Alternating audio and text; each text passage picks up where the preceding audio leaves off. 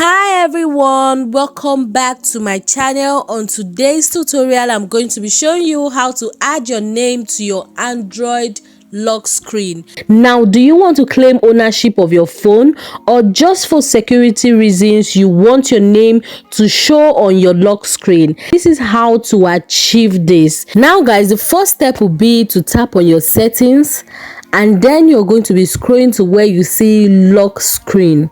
Now I'm going to be tapping on my lock screen. For some people, you might just need to scroll and look for where you see contact information, but for me, I'm going to be tapping on the phone symbol here where there is edit under lock screen. So I'm going to tap on that. As you can see guys, this is how my lock screen looks. Now you're going to be seeing contact information at the bottom of that screen. You want to tap on it, and then guys, you want to add your name to it. Now please note, you can also add your phone number, you can add other useful information, but for the sake of this video I'm just going to be adding my name.